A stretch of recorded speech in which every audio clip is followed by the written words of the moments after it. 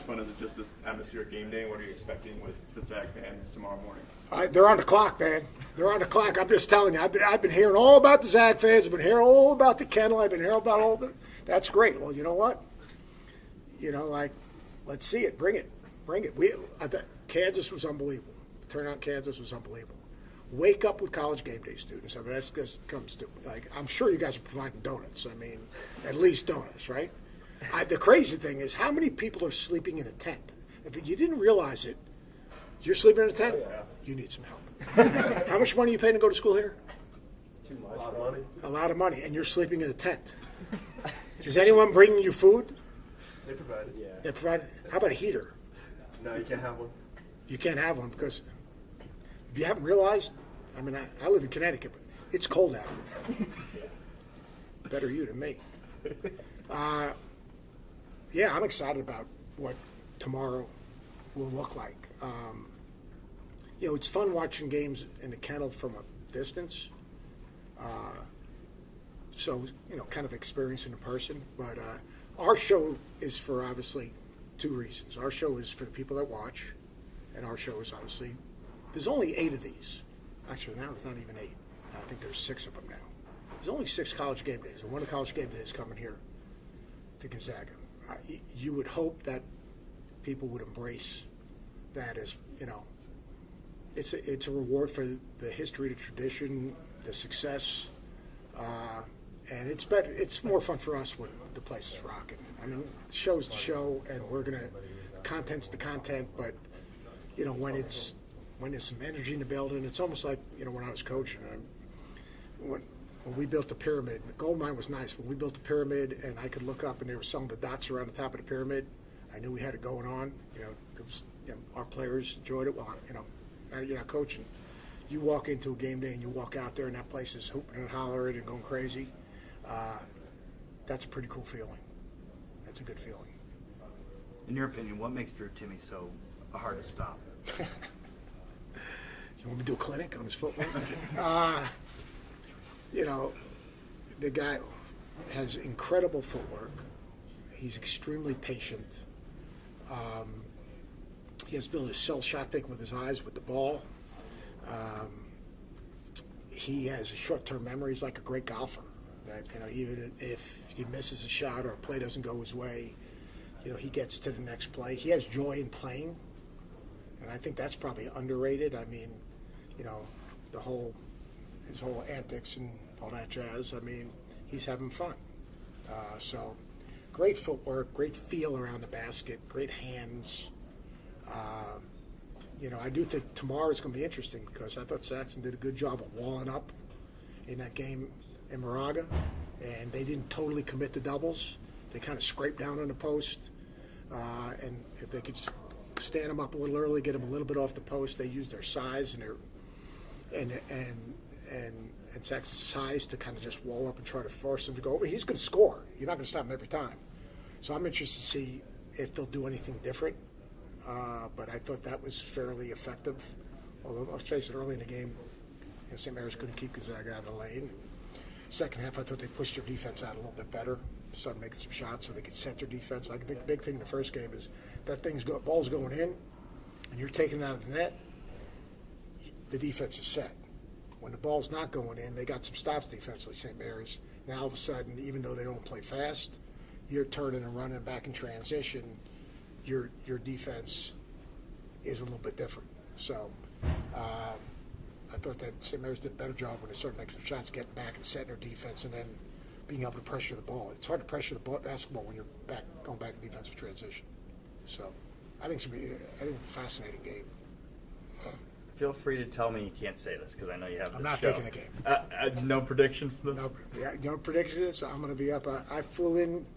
I did the South Carolina Alabama game. I took a 6 o'clock flight to Atlanta, 5 hours here. The only thing I can predict is I will be up at about 4:30, ready to go. This is only the second time since the pandemic that college game days come to the West Coast. Last year went to Tucson. Do you think this is the start of a trend of more West Coast schools getting game day? That's well above my pay grade. When light goes on, I talk. If you have really good teams and are really good matchups, they'll be good. I mean, they'll be fewer then probably because another year, some of the teams in Southern California, I won't mention any, will be on another network, which I won't mention. So I mean, there'll probably be fewer opportunities. But, you know, that's what, you know, we go where they tell us to go. I still don't even know where we're going next week.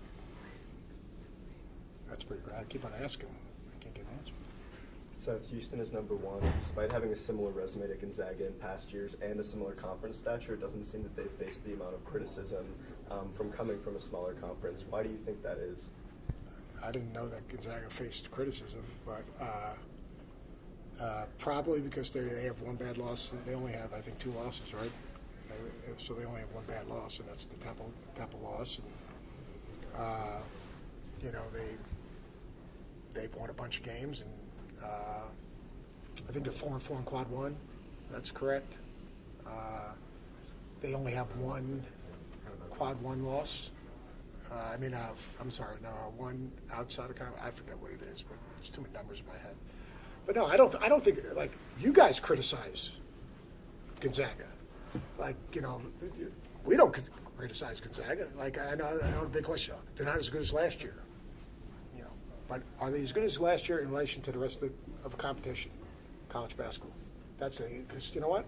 There are a lot of, like, maybe college basketball is not as good as last year. And we got all these bigs that are back.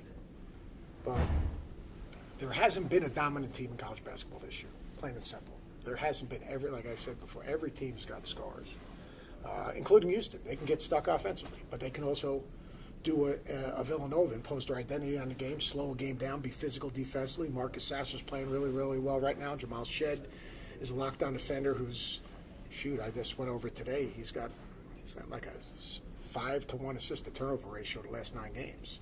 So, you know, I don't, you know, if I was a Gonzaga fan, like, oh my God, they don't say anything bad about Houston. You know, they just keep winning games, and you know, every coach in the country, this time of the year, your focus is on, you're close to the finish line.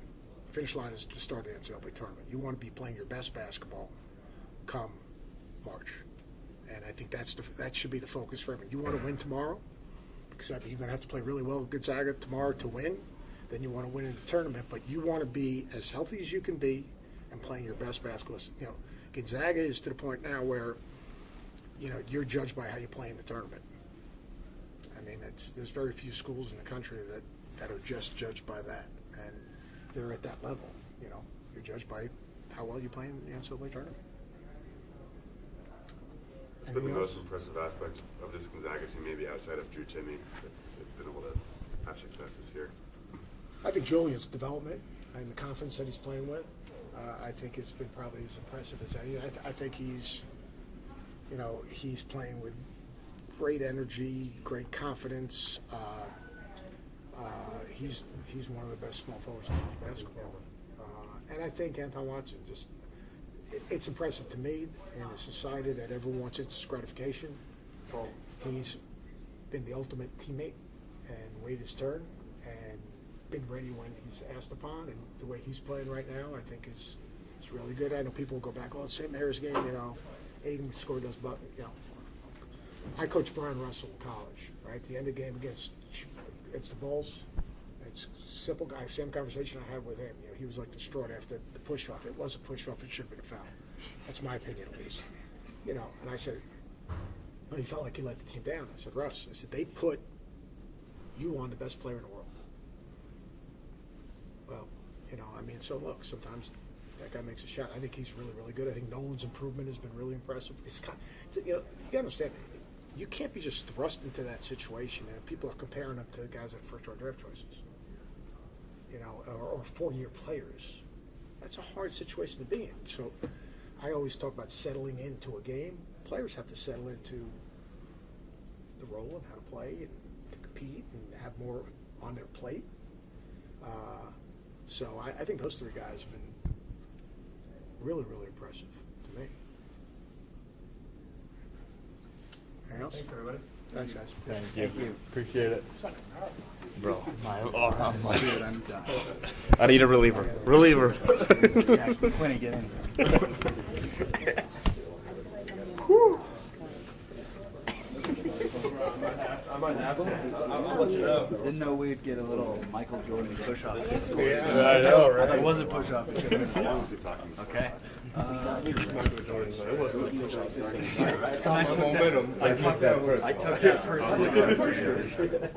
No, The one time. you shouldn't have retired. I would have locked you up. So immediately you got I talked to him.